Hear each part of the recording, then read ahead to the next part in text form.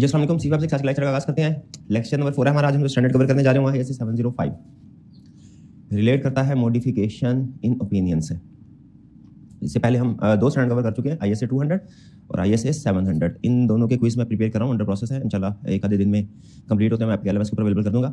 Through out the session हम दो तरह के प्रैक्टिस क्वेश्चंस अटेम्प्ट करेंगे, आपके साथ मैं शेयर करूँगा। कुछ प्रैक्टिस क्वेश्चंस होंगे हार्ड फॉर्म में, वो आपको नोट्स प्रोवाइड किए जाएंगे या PDF नोट्स प्रोवाइड किए जाएंगे, आपने उनको अटेम्प्ट करना है रिटन फॉर्म में। और कुछ क्वेश्चंस होंगे आपके LMS के ऊपर प्रैक्टिस अवेलेबल होगी, ठीक है। जो ज़्यादातर प्रैक्टिस होगी वो आपके LMS के ऊपर अवेलेबल होगी। पास्ट पेपर्स होंगे वो मैं आपको रिटन फॉर्म में दिया करूँगा, हार्ड फॉर्म में PDF या नोट्स की शक्ल में, या नोट्स क्लास में डिस्ट्रीब्यूट कर देंगे हार्ड फॉर्म में।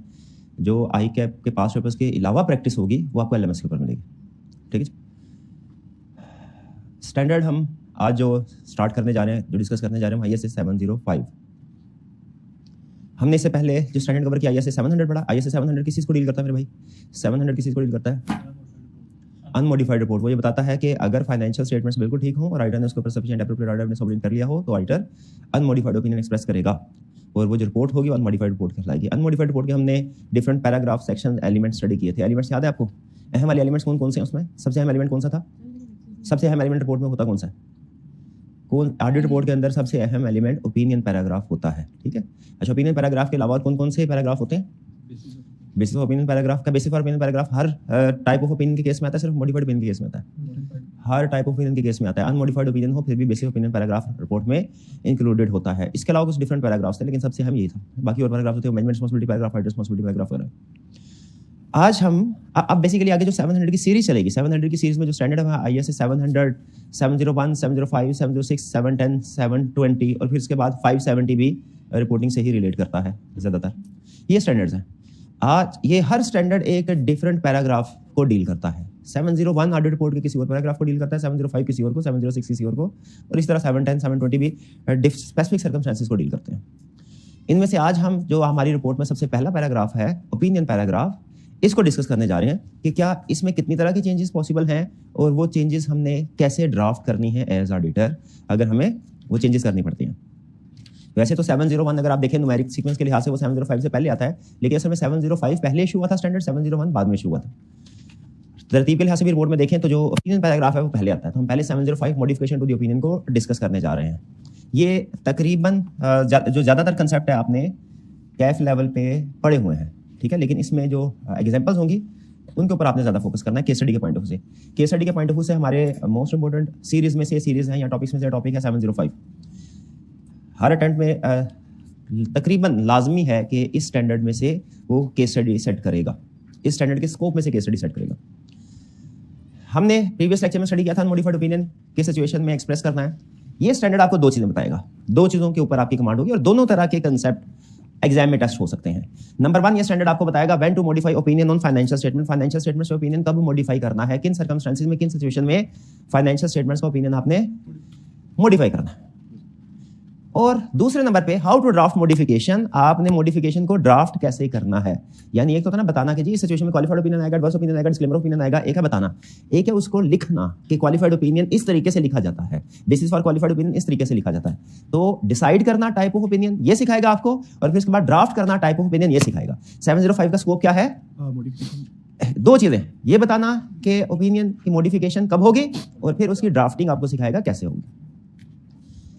पहले हम स्टडी करेंगे व्हेन टू मॉडिफाई ओपिनियन, यानी कब मॉडिफाइड ओपिनियन एक्सप्रेस किया जा सकता है।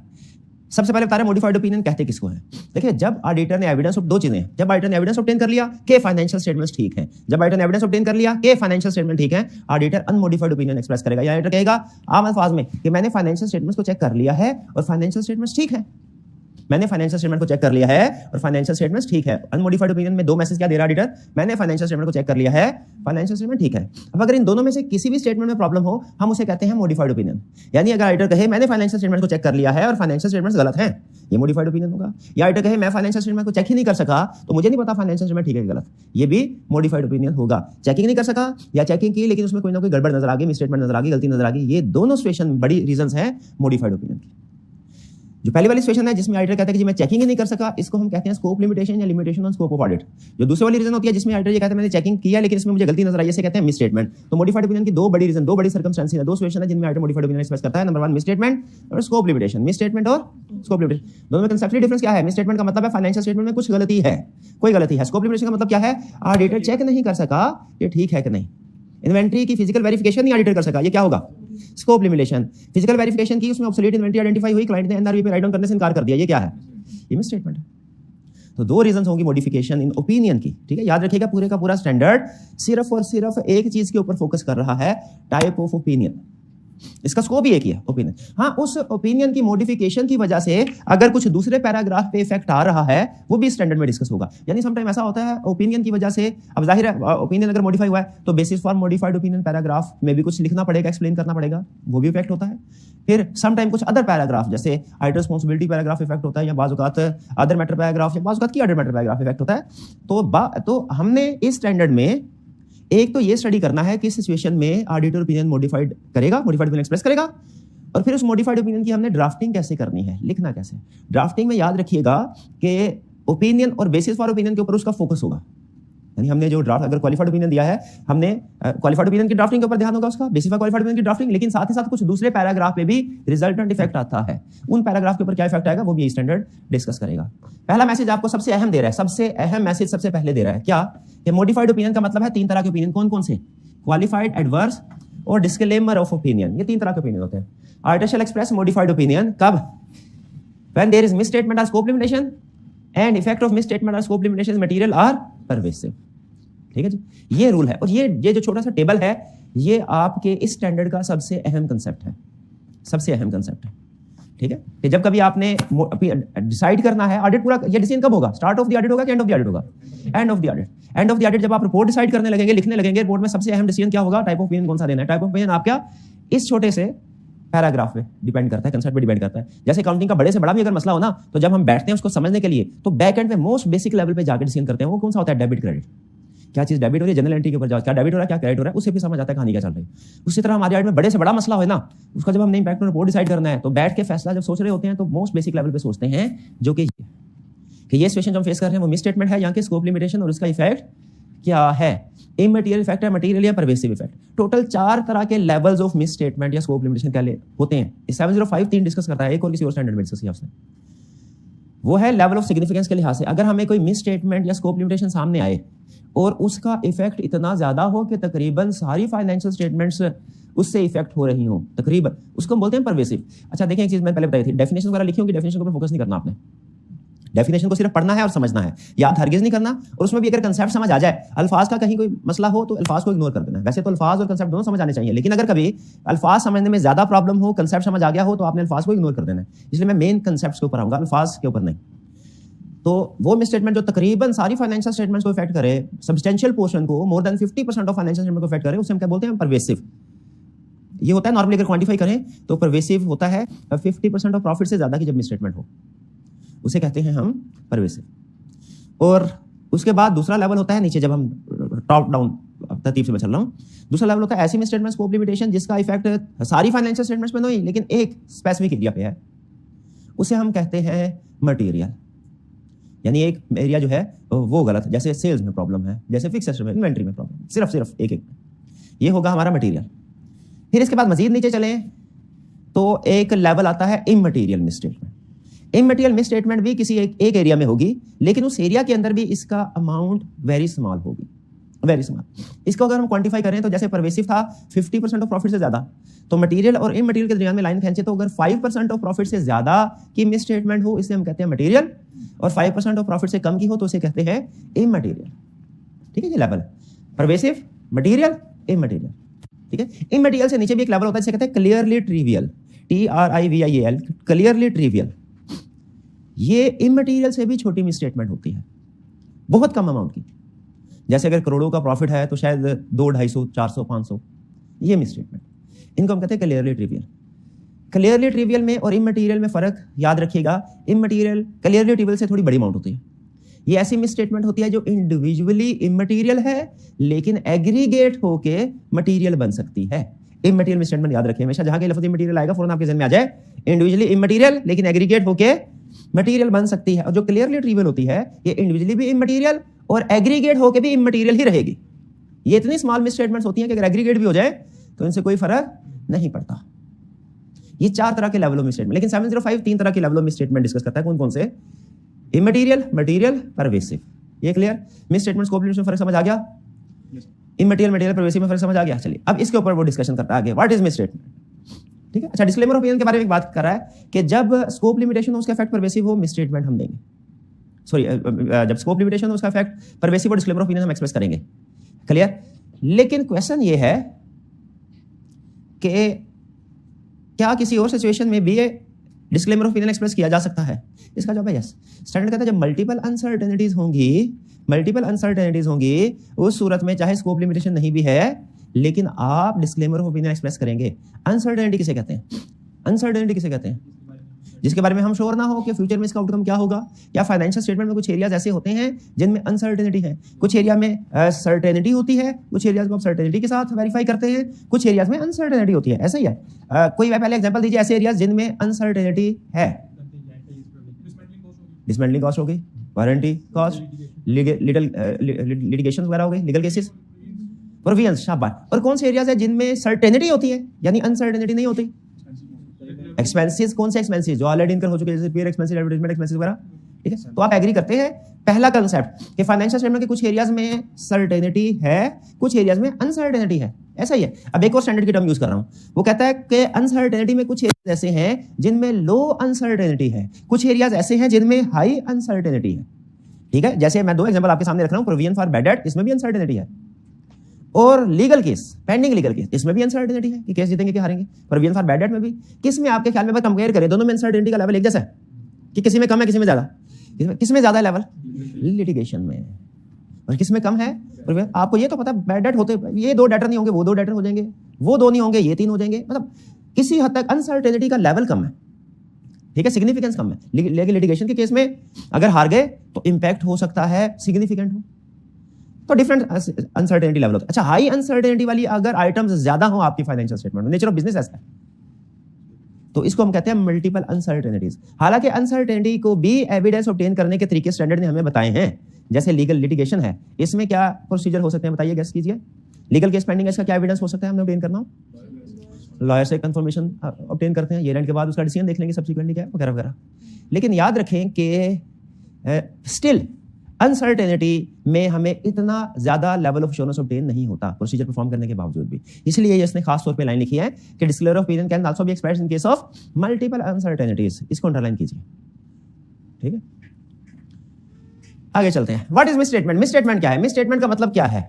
उसने लिखा हुआ है, जो अल्फाज है उसके स्टैंडर्ड के, कहता है misstatement means difference between classification, presentation and disclosure reported in financial statements and amount, classification, presentation and disclosure required by applicable financial reporting framework. Main concept क्या है? अगर आपका आईएफआरएस कुछ और कहता है, पाकिस्तान में जो फ्रेमवर्क होता है कंपनीज के लिए वो क्या चलता है? आईएफआरएस कुछ और कहता है और फाइनेंशियल स्टेटमेंट में कुछ और लिखा हुआ है। इन दोनों का जो डिफरेंस होगा वो क्या होगा? मिसस्टेटमेंट। मिसस्टेटमेंट अमाउंट्स में भी हो सकती है, क्लासिफिकेशन में भी, प्रेजेंटेशन में भी, डिस्क्लोजर में भी। अमाउंट्स में मिसस्टेटमेंट की क्या एग्जांपल है? अमाउंट्स में मिसस्टेटमेंट की डेप्रिसिएशन रिकॉर्ड की, और क्या एग्जांपल्स हैं? ठीक है, गलत रिकॉर्ड कर दी, शाबाश मानूंगा। क्लासिफिकेशन का मतलब क्या है? क्लासिफिकेशन ठीक नहीं की गई। ठीक है, एक्सपेंसेस को कैपिटल रेवेन्यू एक्सपेंडिचर को कैपिटल एक्सपेंडिचर के तौर पर रिकॉर्ड कर लिया गया। प्रेजेंटेशन, ठीक है, प्रेजेंट आईएफआरएस के मुताबिक नहीं किया गया। एसेट्स और लायबिलिटीज को, disclosures, notes to the accounts complete नहीं, आईएफआरएस के मुताबिक नहीं है। ऐसे मिसस्टेटमेंट, इसका मतलब है इन शॉर्ट समरी बनाएं इसकी, तो मिसस्टेटमेंट अमाउंट्स में भी हो सकती है, मिसस्टेटमेंट डिस्क्लोजर्स में भी हो सकती है। एग्रीड? अगर फिक्स एसेट्स को करंट में क्लासिफाई करते हैं, मिसस्टेटमेंट है, अमाउंट ठीक हो, क्या ये मिसस्टेटमेंट है? अमाउंट ठीक है, डिस्क्लोजर ठीक है, ये क्लासिफिकेशन ठीक नहीं है। ठीक, तो मिसस्टेटमेंट को उसने डिफाइन किया। मिसस्टेटमेंट को कैसे डिफाइन किया? डेफिनेशन बताइए इसकी, कि वो चीज जो आईएफआरएस कोई और रिक्वायर करते हैं, फाइनेंशियल स्टेटमेंट में कुछ और लिखा है। आईएफआरएस और फाइनेंशियल स्टेटमेंट्स का फर्क ये क्या कहलाता है? मिसस्टेटमेंट। इसका मतलब है हमें अपने ऑडिट में आईएफआरएस का नॉलेज होना जरूरी है। एग्री करते हैं कि नहीं? किस लिए जरूरी है? ताकि हमें पता चल सके आईएफआरएस क्या रिक्वायर करता है, फाइनेंशियल स्टेटमेंट्स में क्या लिखा। आई क्या करेगा? केस स्टडी में ये तो बताएगा कि मैनेजमेंट ने फाइनेंशियल स्टेटमेंट्स में क्या किया है, लेकिन आईएफआरएस में क्या लिखा हुआ है ये नहीं बताएगा। वो एज्यूम करेगा कि आपको पता है आपने CFAP 6 का पेपर अटेम्प्ट करने से पहले CFAP 1 को पढ़ा हुआ है, ये ICAP की प्रिजम्पशन है, ठीक है। इसीलिए अभी या पेपर देने से पहले CFAP 6 का पेपर देने से पहले CFAP 1 का पढ़ा होना लाजमी है, पास होना नहीं, पढ़ा होना लेकिन लाजमी है पेपर देने से पहले। वैसे तो आइडियल सिचुएशन ये साथ साथ ही पढ़ ले, लेकिन साथ साथ अगर नहीं भी पढ़ना तो भी लेस प्रेफर्ड है, लेकिन फिर भी CFAP 6 के बाद लेकिन पेपर देने से पहले CFAP 1 पढ़ा होना लाजमी है। अब ये प्रॉब्लम यहाँ पे बड़ा प्रॉब्लम नहीं आता है एग्जाम पॉइंट ऑफ व्यू से कि हमें कैसे पता चलेगा IFRS, ठीक है। तो या हमने कौन कौन से स्टैंडर्ड्स को तैयार करना है, अकाउंटिंग स्टैंडर्ड को CFAP 6 का पेपर देने से पहले। इन शॉर्ट देखिए, आपके पास नॉलेज पूरा होना चाहिए, लेकिन नॉलेज डिटेल रिक्वायर्ड नहीं है। सिर्फ आपको यह पता होना चाहिए कि बड़ा बड़ा स्टैंडर्ड जो है वो उनकी रिक्वायरमेंट क्या है। CFAP 6 में न्यूमेरिकल कैलकुलेशन वाला क्वेश्चन नहीं पूछता, ठीक है, लेकिन मिस स्टेटमेंट पूछेगा आपने करना क्या है, ये सुन लीजिए। इससे पहले तैयारी करने के लिए आज से तकरीबन 1 साल पहले अकाउंटिंग के कंसेप्ट ऑडिट में यूज होते हैं, इनकी तैयारी करने के लिए डिफरेंट फॉर्म्स की समरीज होती है, IFRS समरीज, स्टूडेंट वो यूज करते हैं, ठीक है, वो अच्छी होती है। हालांकि आप अपने CFAP 1 के नोट्स भी यूज कर सकते हैं, लेकिन वो नोट्स खासे डिटेल्ड होते हैं। वो जब आप रिवीजन करने बैठते हैं तो वो जाहिर है उसमें कैलकुलेशंस भी आ रही होती हैं, रिवीजन में टाइम ज़्यादा लगता है। तो स्टूडेंट ने उसका हल ये निकाला था, या हम जो रिकमेंड करते थे कि कुछ फॉर्म्स ने IFRS की समरीज दी हुई हैं, समरीज में वो रिक्वायरमेंट को समराइज कर देता है, ठीक है। जैसे वो शायद एक बड़ी फेमस अक्सर स्टूडेंट यूज करते हैं वीडियो फॉर्म की समरीज जो है, और कुछ डिफरेंट फॉर्म्स हैं। आपके लिए मेरी सजेशन क्या है कि आपने जब कोई भी स्टैंडर्ड को देखना है कि इसमें से कौन सा कंसेप्ट हमारे ऑडिट में वो टेस्ट कर सकता है कैसे, ठीक है, तो आप जाइए। आपको GPT मैंने कहा था ना इंस्टॉल किया, कितने स्टूडेंट GPT इंस्टॉल कर लिया आपने मोबाइल? शाबाश शाबाश, फौरन जाइए अभी एक एक्सरसाइज कीजिए। कोई स्टैंडर्ड बताइए, रैंडमली कोई स्टैंडर्ड बता दे मेरे भाई। अरे भाई कोई स्टैंडर्ड IAS बता दो, IFRS बता दे, IAS2 चले जाइए जरा GPT पे जाइए, लिखे लिस्ट डाउन, हाँ चैट GPT पे लिस्ट डाउन, अभी कर लें इंस्टॉल, नहीं शाबाश। List down common misstatements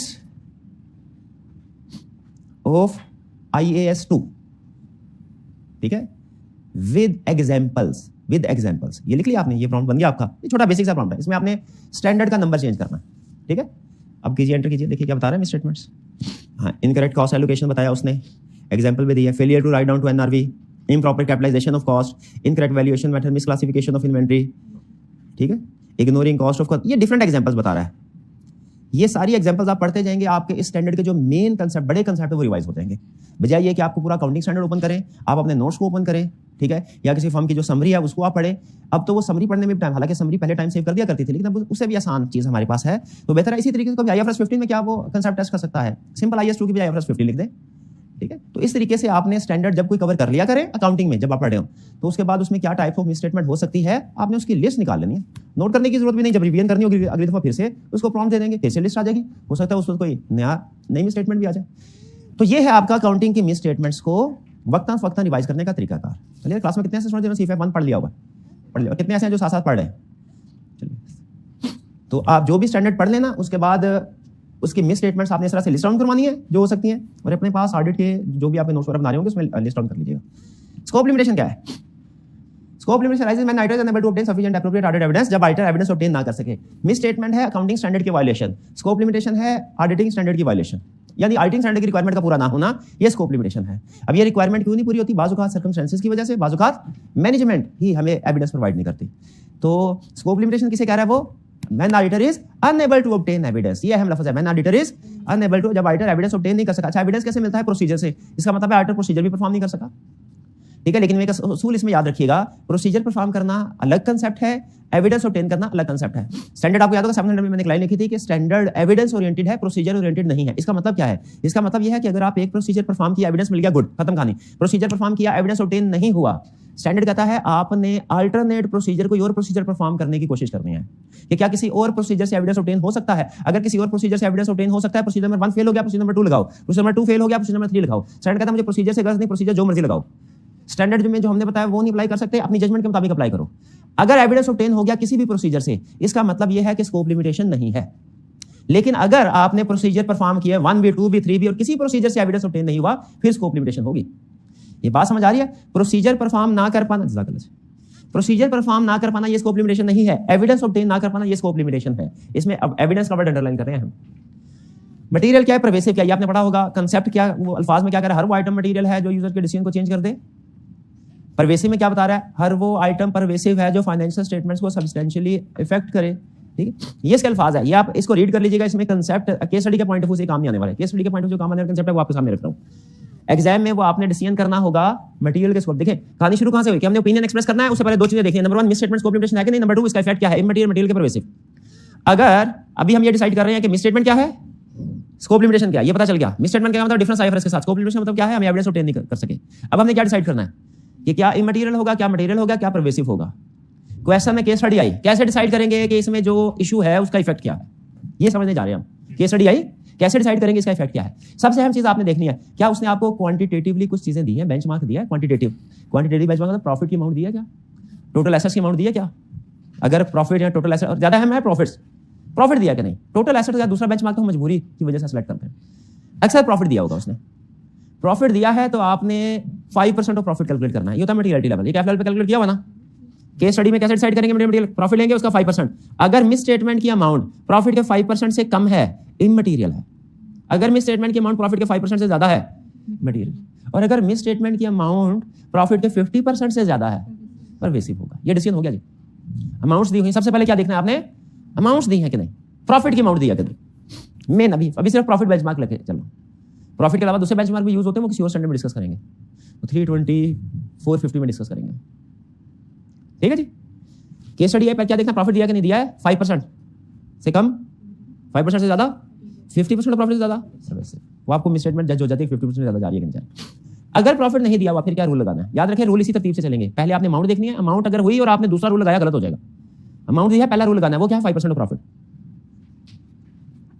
amount नहीं दी हुई, दूसरा रूल लगाएंगे। दूसरा रूल क्या है, सिंगल मिस स्टेटमेंट है, सिंगल मिस स्टेटमेंट है, may be material may be pervasive, if करके दोनों डिस्कस करना। Single misstatement scope limitation है, may be material may be pervasive, if करके दोनों डिस्कस करना है। मल्टीपल मिस स्टेटमेंट्स या स्कोप लिमिटेशन है, परवेसिव होंगे। ये बात समझ आएगी नहीं। कैसे डिसाइड करना है, सबसे पहले क्या देखना है केस स्टडी के अंदर, क्वांटिटेटिव क्राइटेरिया, यानी प्रॉफिट दिया कि नहीं, सबसे अहम प्रॉफिट दिया कि नहीं, उसकी बेस पर डिसाइड करना। और अगर प्रॉफिट नहीं दिया हुआ तो सिंगल मिस स्टेटमेंट है तो इफ करके बताना है, इफ मटेरियल इफ परवेसिव। ये जो मैं रूल बता रहा हूं उसको चैलेंज नहीं करना कि ऐसा क्यों करते हैं, बस ऐसा करते हैं। अभी फिलहाल ये ध्यान में रखें, आगे चल के जैसे जैसे स्टैंडर्ड खुलते जाएंगे ना, रीजन समझ आती जाएगी आपको। क्लियर। और अगर मल्टीपल मिस स्टेटमेंट या स्कोप लिमिटेशन है, परवेसिव होगा। अब एक स्टेटमेंट आपके सामने रख रहा हूं, बताइए इसमें स्टूडेंट ने क्या गलती की। प्रॉफिट दिया हुआ था 1 लाख और मिस स्टेटमेंट एक थी 1000 की, एक थी 1500 की, प्रॉफिट 1 लाख।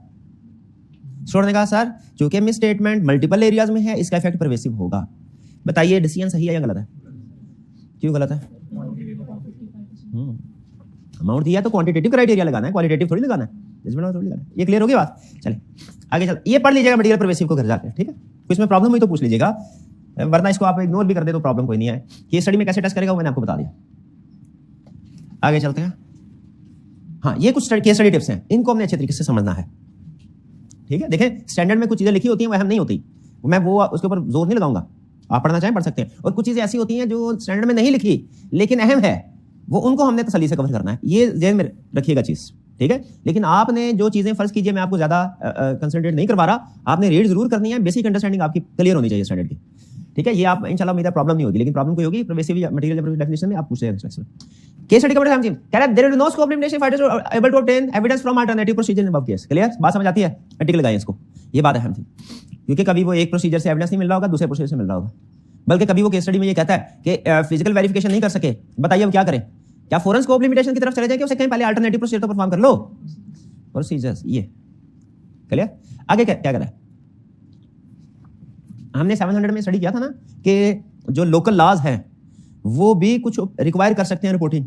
उस सूरत में हम अपनी ऑडिट रिपोर्ट के 2 हिस्से करते हैं, एक करते हैं ओपिनियन ऑन फाइनेंशियल स्टेटमेंट्स और दूसरा हिस्से का क्या नाम देते हैं फिर, हाँ, अदर लीगल रेगुलेटरी रिक्वायरमेंट्स। क्या सवाल ये है, अमूमी तौर पे दोनों अलग होते हैं, ओपिनियन ऑन फाइनेंशियल स्टेटमेंट अलग चीजों के ऊपर दिया जाता है, उधर फाइनेंशियल स्टेटमेंट्स के ऊपर दिया जाता है, और जो है अदर लीगल रेगुलेटरी रिक्वायरमेंट्स का ओपिनियन ये अलग होता है। लेकिन सम टाइम ऐसा होता है कोई एक, और याद रखिए ये जनरल असूल है अकाउंटिंग, ये ऑडिटिंग स्टैंडर्ड का भी, कि अमूमी तौर पे कोई एक इशू, एक मिसस्टेटमेंट स्कोप लिमिटेशन आपके रिपोर्ट के एक पैराग्राफ को इफेक्ट करती है, ये अमूमी रूल है, जनरल रूल। लेकिन सम टाइम किसी एक का इफेक्ट किसी दूसरे पैराग्राफ पे भी हो सकता है, इस रूल की एक्सेप्शन है। कुछ रूल, जैसे एक हमारा जनरल रूल है कि एक ऑडिट रिपोर्ट में एक ही ओपिनियन होता है, ये जनरल रूल है, लेकिन इसकी एक्सेप्शन भी है। कुछ सिचुएशन ऐसी होती है जिनमें एक ऑडिट रिपोर्ट के अंदर हम दो ओपिनियन एक्सप्रेस कर रहे होते हैं। तो ये जो अभी का रूल डिस्कस कर रहे हैं हम, वो क्या है कि एक इशू की वजह से रिपोर्ट में एक पैराग्राफ इफेक्ट होता है, ये जनरल रूल है। लेकिन सम टाइम ऐसा होता है एक इशू की वजह से रिपोर्ट में मल्टीपल पैराग्राफ्स भी इफेक्ट हो सकते हैं। यहां पे उसकी एक एग्जांपल दे रहा है, एक एग्जांपल है ये कंपनी एक्ट वाली एग्जांपल है, बाकी और भी एग्जांपल है वो आर्टिकल टाइम में पढ़ेंगे। If company card are destroyed by fire are not available for any reason, ये स्कोप लिमिटेशन होगी। कंपनी रिकॉर्ड अवेलेबल नहीं है तो डिस्ट्रॉय हो गया, स्कोप लिमिटेशन का मिसस्टेटमेंट है। कंपनी रिकॉर्ड डिस्ट्रॉय हो गए, अवेलेबल नहीं है, गवर्नमेंट ने सीज कर लिए, स्कोप लिमिटेशन है। Opinion on financial statement qualified आएगा, यहाँ के डिस्क्लेमर आएगा। लेकिन वो कहते हैं आपने फाइनेंशियल स्टेटमेंट तो मॉडिफाई करेंगे, साथ ही साथ opinion, company act opinion require करता है प्रॉपर बुक्स ऑफ अकाउंट्स का, कि कंपनी के पास प्रॉपर बुक्स ऑफ अकाउंट्स थी कि नहीं थी, वो भी ओपिनियन मॉडिफाई होगा, क्वालिफाई होगा। यानी एक इशू की वजह से audit report opinion on financial statement भी इफेक्ट हो रहा है और other legal and regulatory requirements का ओपिनियन भी मॉडिफाई हो रहा है। ठीक है जी, ये एग्जांपल समझ आ गई तो उसके साथ रूल भी लिख लीजिए कि एक इशू का इफेक्ट मल्टीपल प्लेसेस में हो सकता है इन ऑडिट रिपोर्ट के अंदर एक इशू का इफेक्ट मल्टीपल पैराग्राफ्स पे हो सकता है। फिर कह रहा है लिमिटेशन, कुछ लिमिटेशन ऐसी होती है जो हालात की लिमिटेशन की स्कोप आगे चल के मिस स्टेटमेंट की भी टाइप्स बता रहा है, स्कोप लिमिटेशन की भी टाइप्स बता रहा है, वो आपने खुद ही करनी है। कैप लेवल में भी पढ़ते थे, वो सीफैप तो बिल्कुल इररिलेवेंट है। एग्जाम्पल बता रहा है, ठीक है, वो एग्जाम्पल्स तो आपको मैंने बता दिया, जीपीटी से सर्च कर लेंगे आप। जो कंसेप्ट केस स्टडी के पॉइंट ऑफ व्यू से है, मैं वो सुनना है। अब जरा गौर से सुनने का, अगली बात अगले 2-3 मिनट में हम बात करने जा रहा हूं। मिस स्टेटमेंट की डिफरेंट टाइप्स हो सकती हैं, एग्रीड, अमाउंट्स में भी हो सकते हैं, क्लासिफिकेशन वाले में भी हो सकते हैं, स्कोप लिमिटेशन की भी डिफरेंट टाइप्स हो सकती हैं। मिस स्टेटमेंट की जो बड़ी टाइप्स हैं वो दो जहन में रखनी है आपने, अमाउंट्स की मिस स्टेटमेंट और डिस्क्लोजर की मिस स्टेटमेंट। ये दो इसलिए करवा रहा हूं क्योंकि ड्राफ्टिंग में ये दो चलेंगे कि मिस स्टेटमेंट अमाउंट्स की है या कि स्कोप लिमिटेशन आए, तो आपने जहन में ये रखना है कि स्कोप लिमिटेशन की भी दो टाइप, बाय मैनेजमेंट है या बाय सर्कमस्टेंसेस है। क्या हालातों वाकयात ऐसे पैदा हो गए या मैनेजमेंट का कसूर था, आग लग गई, स्कोप लिमिटेशन, रिकॉर्ड जल गया, स्कोप लिमिटेशन बाय सर्कमस्टेंसेस है, हालात ऐसे पैदा हो गए। ठीक है, मैनेजमेंट ने रिफ्यूज कर दिया minutes of board meeting provide करने से, ये क्या है, ये भी स्कोप लिमिटेशन है, लेकिन ये क्या बाय मैनेजमेंट। तो मिस स्टेटमेंट की दो टाइप्स में क्या है, अमाउंट और डिस्क्लोजर। स्कोप लिमिटेशन दो टाइप्स में क्या है, बाय मैनेजमेंट, बस। यहां पे कह रहा है जो स्कोप लिमिटेशन बाय मैनेजमेंट होगी उसका इफेक्ट ज्यादा होगा, क्योंकि उसमें रिस्क ऑफ फ्रॉड भी आता है कि मैनेजमेंट ने स्कोप लिमिटेशन इंपोज किया, कोई चीज पर फ्रॉड छुपा रही है। जब कभी स्कोप लिमिट मैनेजमेंट कोई आपको इंफॉर्मेशन प्रोवाइड ना करे जानबूझ के, हालात की वजह से नहीं, अपनी मर्जी से, स्कोप लिमिटेशन तो है ही है, बाय मैनेजमेंट है, आपने कहा मैनेजमेंट हमसे क्या छुपा रही है, अंदर से आवाज है मैनेजमेंट हमसे फ्रॉड छुपा रही है, तो रिस्क ऑफ फ्रॉड भी इंक्रीज हो जाएगा। एक्सट्रीम केस में आप एंगेजमेंट से विड्रॉ भी कर सकते हैं कि भैया ये ईमानदार लोग नहीं है, ये फ्रॉड कर रहे, risk of fraud. Case study में ध्यान में रखिएगा, जब कभी मिस स्टेटमेंट आए उसमें इंडिकेशन हो कि मैनेजमेंट ने जानबूझ के की है, आपने रिस्क ऑफ फ्रॉड डिस्कस करना है मिस स्टेटमेंट के साथ। रूटीन वाला डिस्कस करेंगे इफ मटेरियल रिपोर्ट में ये इफेक्ट परमिसिव है, लेकिन अगर लगे बाय मैनेजमेंट है, रिस्क ऑफ फ्रॉड। इसी तरह स्कोप लिमिटेशन भी बाय मैनेजमेंट हो, रूटीन का डिस्कस करेंगे, मटेरियल ये इफेक्ट परमिसिव है, लेकिन साथ रिस्क ऑफ फ्रॉड भी डिस्कस करेंगे। क्लियर, फिर से सुन लें, मिस स्टेटमेंट और स्कोप लिमिटेशन डिफरेंट टाइप्स की हो सकती हैं, लेकिन अगर miss statement by management intentional है या स्कोप लिमिटेशन बाय मैनेजमेंट है, इसका मतलब है रिस्क ऑफ फ्रॉड इंक्रीज होगा। आपने कि उस केस स्टडी में रिस्क ऑफ फ्रॉड भी डिस्कस करना है, ये बात लिख लें। If misstatement slash scope limitation intentionally by management, then we will discuss risk of fraud. और रिस्क ऑफ फ्रॉड के साथ ही विड्रॉल भी, विड्रॉल को ना मुख्तलिफ अल्फाज, कभी कहता है एंगेजमेंट कंटिन्यूअस, कभी विड्रॉल वगैरह, तो उसका मतलब एक ही है। भैया स्टडी समझ आ गई आपको, ठीक है। यहां पे limitation imposed by management has double effect का मतलब क्या है, ऑडिट रिपोर्ट में भी आएगा और अदर एस्पेक्ट्स में भी आएगा। अदर एस्पेक्ट से क्या मुराद है, अदर एस्पेक्ट से क्या मुराद है, हाँ जी, risk of fraud, withdrawal, risk बढ़ जाएगा, ठीक है जी। अच्छा, अब जरा पढ़ते हैं इसका इफेक्ट, वापस आते हैं।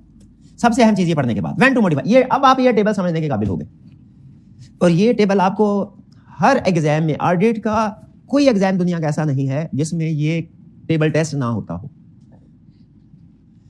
क्या बताता है, मिस स्टेटमेंट इफेक्ट इमटेरियल है तो क्या होगा, unmodified. Miss statement effect material है, मिस स्टेटमेंट इफेक्ट परवेसिव है, स्कोप लिमिटेशन इफेक्ट इमटेरियल है, स्कोप लिमिटेशन इफेक्ट परवेसिव है, डिस्क्लेमर, शाबाश, स्कोप लिमिटेशन इफेक्ट मटेरियल है, क्वालिफाइड। क्लियर, और multiple uncertainties and disclaimer opinion express होगा। अब मैं थोड़ा सा केस स्टडी को सामने रखते हुए 2-3 सवाल पूछना चाहता हूं नंबर 1 मिस स्टेटमेंट है, इफेक्ट मटेरियल है, क्वालिफाइड ओपिनियन होगा। क्या basis for qualified opinion paragraph भी इफेक्ट होगा इससे? हाँ, याद रखे जब कभी ओपिनियन मॉडिफाई होता है तो उसकी रीजन के क्यों इफेक्ट हो रहा है ये opinion basis for modified opinion में जिक्र किया जाता है। ये सोच ध्यान में रखिएगा, ठीक है। चले, ये कंसेप्ट हमारा हो गया, ठीक।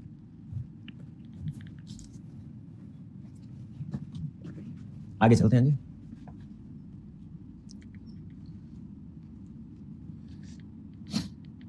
यहां पे क्या कह रहा है?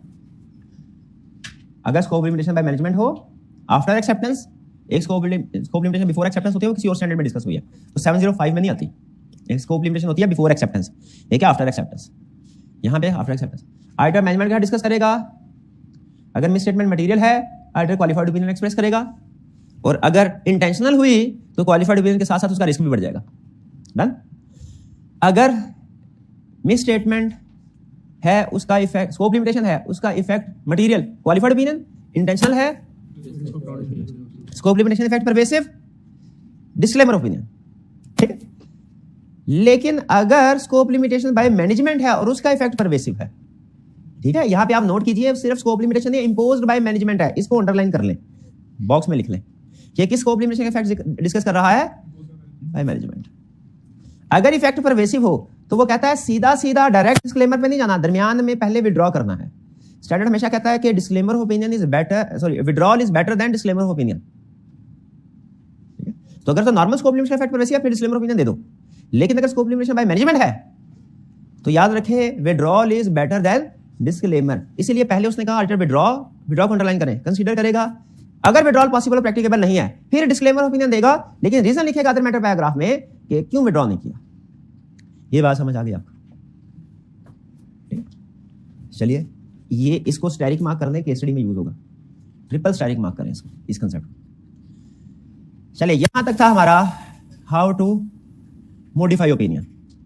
बताइए क्या अब आप इस काबिल हैं कि अगर सिचुएशन आपके सामने रख रहा हूं, अगर आप उस सिचुएशन को एड्रेस करने के काबिल हैं, इसका मतलब अभी तक के कंसेप्ट समझ आ गए।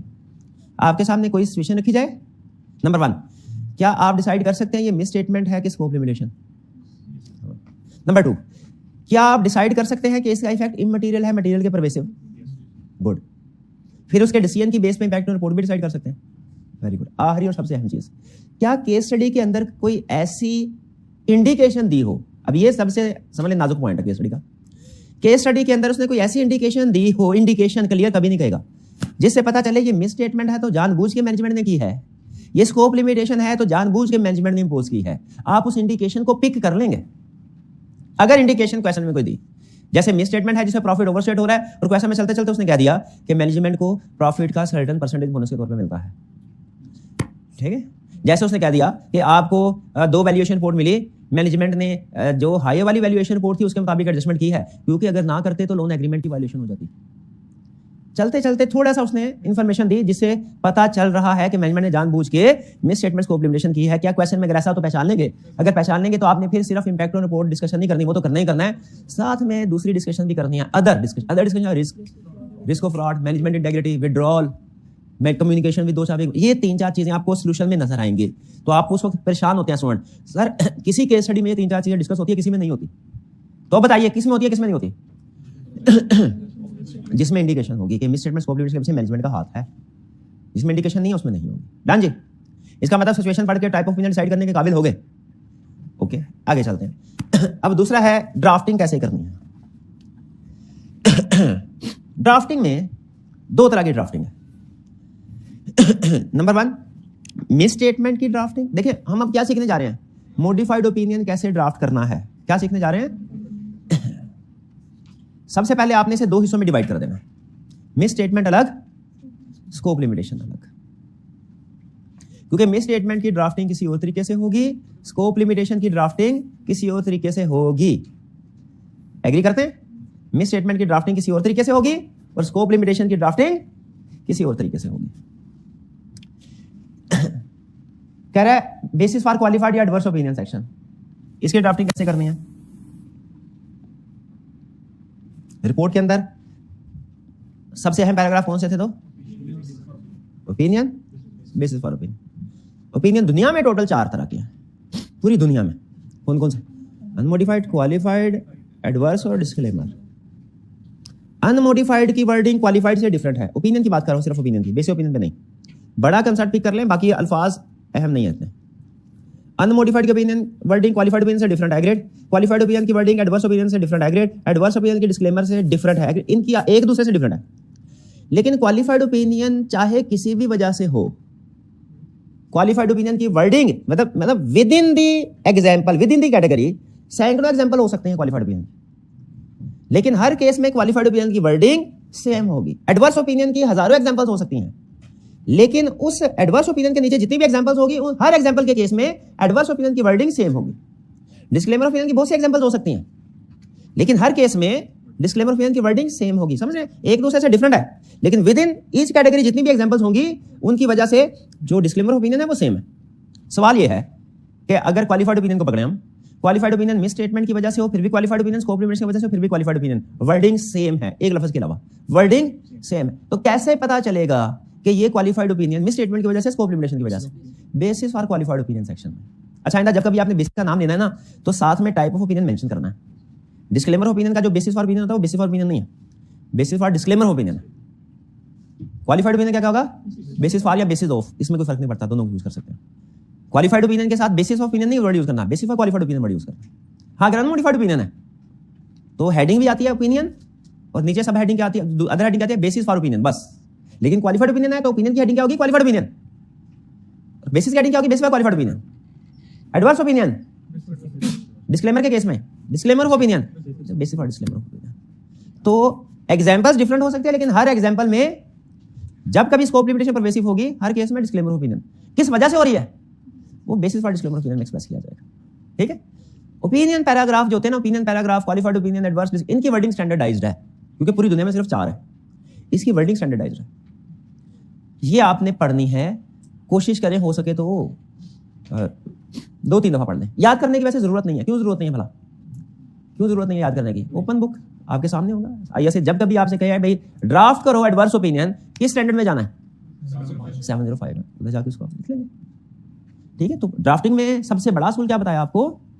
4 तरह के ओपिनियन है, ओपिनियन की वर्डिंग स्टैंडर्डाइज्ड होगी। अब वो ओपिनियन का मॉडिफाई हो रहा है, अगर किस वजह से हो रहा है वो किधर एक्सप्लेन करना है। चूंकि रीजन हजारों हो सकती हैं, तो basis for opinion case to case vary करेगा। इन्वेंट्री एनआरवी पे राइट डाउन नहीं की, डेटर सब्सिक्वेंट इवेंट को एडजस्ट नहीं किया, ये दोनों इवेंट डेप्रिसिएशन रिकॉर्ड नहीं की, तीनों इवेंट डिफरेंट है, लेकिन इनका इफेक्ट अगर मिस स्टेटमेंट इफेक्ट मटेरियल है, हर केस में ओपिनियन क्वालिफाइड आएगा।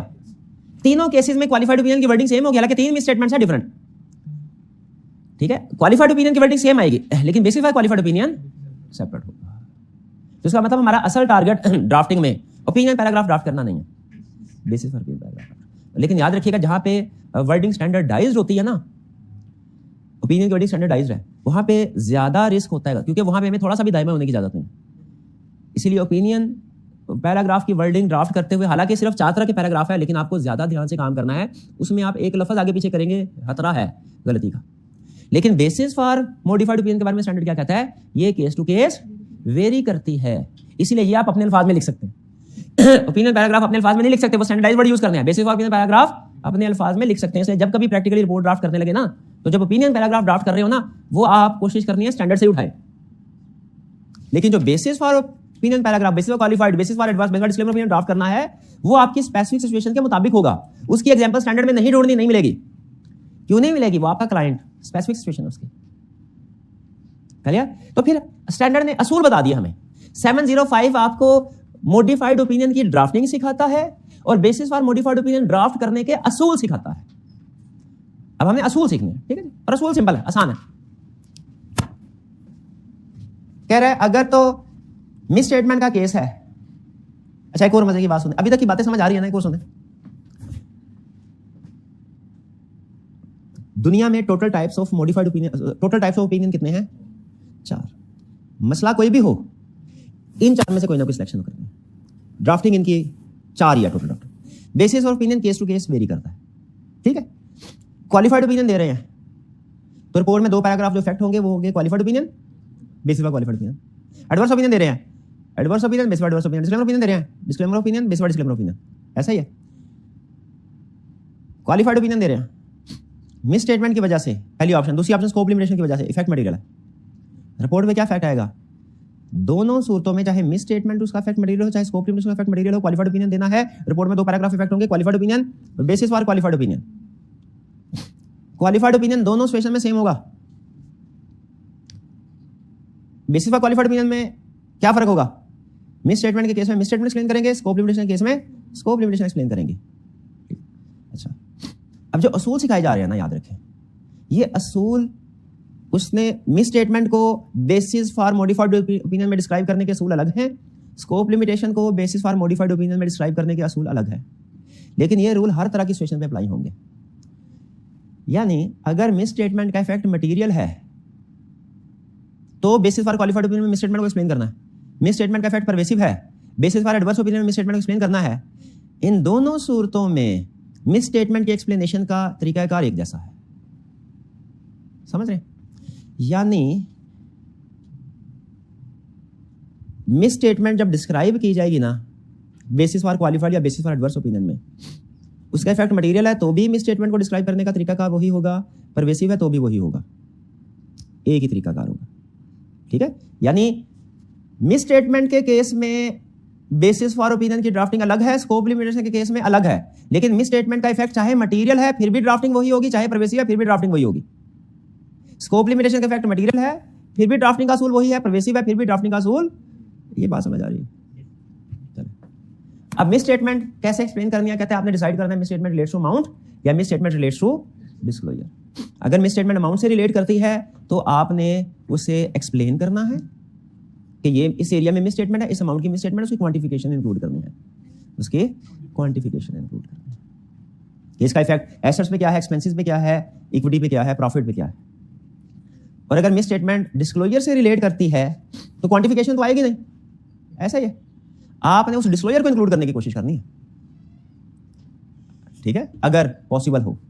जो डिस्क्लोजर याद रखिए, नॉन डिस्क्लोजर भी मिस स्टेटमेंट है, रॉन्ग डिस्क्लोजर भी मिस स्टेटमेंट है। डिस्क्लोजर नहीं दिया ये भी मिस स्टेटमेंट है, डिस्क्लोजर दिया लेकिन गलत दिया ये भी मिस। डिस्क्लोजर एग्जांपल्स क्या हो सकते हैं? गोइंग कंसर्न कंडीशन इंक्लूड नहीं की, रिलेटेड पार्टी डिस्क्लोजर इंक्लूड नहीं किया। ठीक है? Drafting basis for qualified adverse opinion में यही बता रहा है। इसमें अहम चीज उसने क्या बताई? मिस स्टेटमेंट रिलेट अमाउंट से रिलेट करती है, क्वांटिफिकेशन को इंक्लूड करना है। मिस स्टेटमेंट डिस्क्लोजर से रिलेट करती है, आपने उस डिस्क्लोजर को जो रॉन्ग या ओमिटेड है इंक्लूड करना है। ठीक है? लेकिन बात ऐसा होता है क्वांटिफिकेशन पॉसिबल नहीं होती या डिस्क्लोजर इंक्लूड करना पॉसिबल नहीं होता, तो उस सूरत में नहीं करेंगे।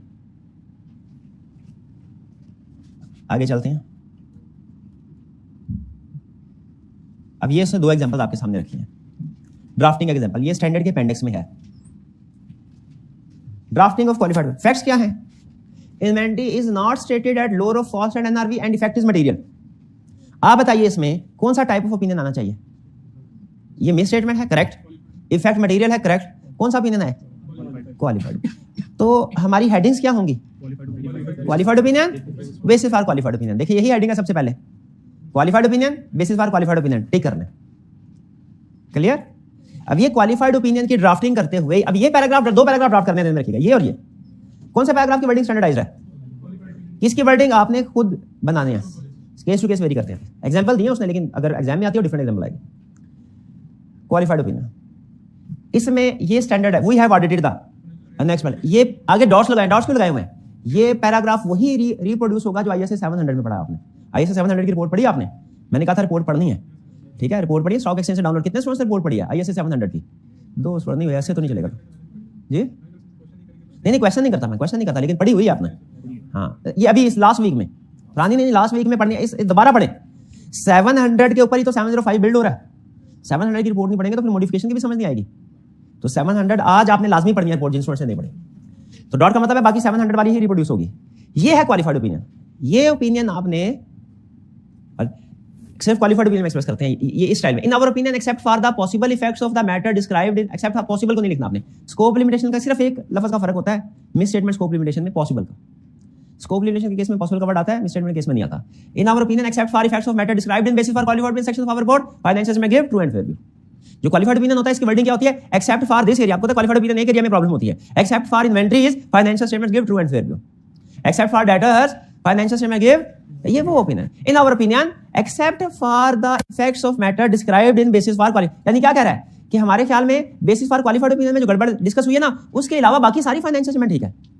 क्वालिफाइड ओपिनियन क्या कह रहा होगा कि एक एरिया में मसला है, बाकी सारी फाइनेंशियल स्टेटमेंट ठीक है, और फिर उस एरिया में मसला क्या है ये आप नोट करें। ये क्वालिफाइड ओपिनियन में नहीं बता रहा मसला, बेसिस फॉर क्वालिफाइड ओपिनियन। ऊपर क्वालिफाइड में कह रहा है, बेसिस फॉर क्वालिफाइड ओपिनियन में जाके देखो मसला क्या है। ठीक है, यहां पे उसने आगे उसको एक्सप्लेन किया हुआ है। एक्सप्लेन कैसे किया हुआ है, उसने बताया हुआ है कि प्रॉब्लम क्या है, किस एरिया में है, क्या प्रॉब्लम है। जैसे अगर प्रॉब्लम हो डेप्रिसिएशन रिकॉर्ड नहीं की, हम क्या लिखते हैं, management has not recorded depreciation on fixed assets. ठीक है, अगर प्रोविजन रिकॉर्ड नहीं की, management has not recorded provision for bad debts on debtors, ये एक्सप्लेन करना है। यहां पे कह रहा है मैनेजमेंट हैज, ये यहां पे मसला कौन सा था, लोअर ऑफ कॉस्ट और एनआरवी का। Management has not stated inventory at lower of cost and NRV but stated them solely at cost, which is departure from IFRS की खिलाफवर्जी है। नेक्स्ट, हेड मैनेजमेंट, अगर मैनेज, अच्छा आगे अब ये इसका इफेक्ट बता रहा है। हमने पढ़ा था ना कि बेसिस फॉर को जब मिस स्टेटमेंट को एक्सप्लेन करना ना आपने, तो जहां पे मिस स्टेटमेंट बतानी है वहां पे उसकी क्वांटिफिकेशन भी बतानी है।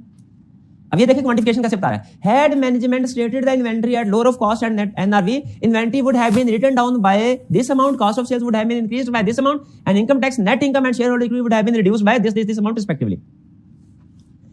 अगर आप देखें ना तो बेसिस फॉर क्वालिफाइड ओपिनियन में आपको दो सेंटेंस नजर आएंगे। क्या चीज, nature, quantification, nature of miss statement, quantification of miss statement. अभी आप बना सकते हैं खुद से।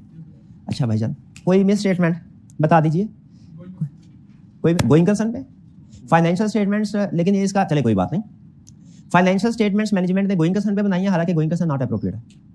कैसे ड्राफ्टिंग करेंगे, management has not prepared financial statements on going concern basis which is not appropriate because of following factors, आगे बता दे जिनकी वजह से गोइंग कंसर्न का इशू आ रहा है। ठीक है, had management prepared financial statements on going concern, on non going concern basis.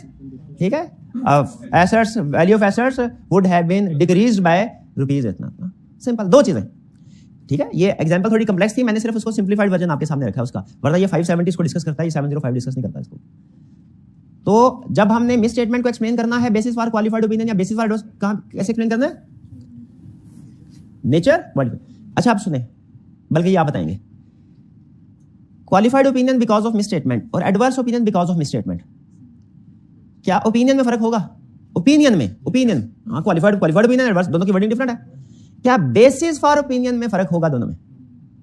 इसका जवाब है फर्क नहीं होगा सिवाय अमाउंट्स के। एडवर्स ओपिनियन में या तो अमाउंट से ज्यादा होंगी या मसले कम से कम दो एरियाज में होंगे, या तो एरियाज मल्टीपल होंगे या सिंगल एरिया में अमाउंट वेरी हाई होगी। क्लियर? तो ये है तरीकाकार क्वालिफाइड ओपिनियन ड्राफ्ट करने का। अब ये कुछ आपने कोशिश करनी है खुद से क्वालिफाइड ओपिनियन ढूंढ के उनको पढ़ें, कुछ मैं आपके साथ शेयर करूंगा। ठीक है, आगे चलते हैं और आप देखेंगे कि इसको ड्राफ्ट करते हुए ना बहुत सी वेरिएशन है। देखिए हर फर्म के अपने क्वालिटी कंट्रोल होते हैं। ठीक है, मैं एक्सपेक्ट कर रहा था कि इसी फॉर्मेट को यूज करते हुए फर्म ड्राफ्ट कर रही होंगी, लेकिन जब मैंने लिस्टेड कंपनीज के बेसिस फॉर क्वालिफाइड ओपिनियन वगैरह पढ़े, बहुत सी वेरिएशंस थी और कुछ स्पेसिफिक इन्फॉर्मेशन ज्यादा इंक्लूड की गई थी। कुछ फर्म ऐसी थी, याद रखें, ज्यादा इंक्लूड करना गलत नहीं है, गलत नहीं है। यहाँ पे तो टू दी पॉइंट उसने बात कर दी ना। जब आप प्रैक्टिकल देखेंगे तो मॉडिफिकेशन चूंकि अहम होती है तो उसको ज्यादा डिटेल में एक्सप्लेन किया हुआ है फर्म ने। लेकिन बहरहाल जब आप प्रैक्टिकली रीड करेंगे ना तो आपको ज्यादा बेहतर अंडरस्टैंडिंग डेवलप होगी कि किस तरीके से इसकी ड्राफ्टिंग करनी है। Subsidy is not consolidated, miss statement scope limitation. अच्छा दो केसेस हैं। नंबर 1, होल्डिंग कंपनी थी, उसकी सब्सिडी थी। एक केस में उसने कहा होल्डिंग ने सब्सिडी को कंसोलिडेट नहीं किया, ये क्या है, miss statement.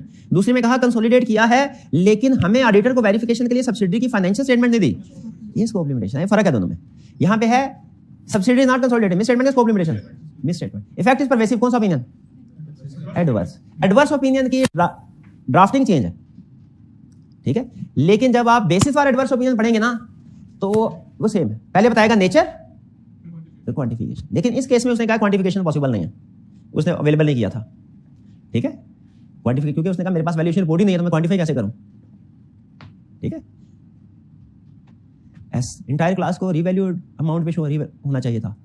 IAS 16 revaluation model adopt किया था, कुछ एसेट्स को किया, कुछ को नहीं किया रीवैल्यूड अमाउंट पे। मिस स्टेटमेंट है कितनी अमाउंट की नहीं बता सकते। क्यों नहीं बता सकते? रीवैल्यूएशन होती, रीवैल्यूएशन रिपोर्ट आपके पास होती तो आप बताते ना कि कॉस्ट ये है, रीवैल्यूड अमाउंट ये है, फर्क कितने का है।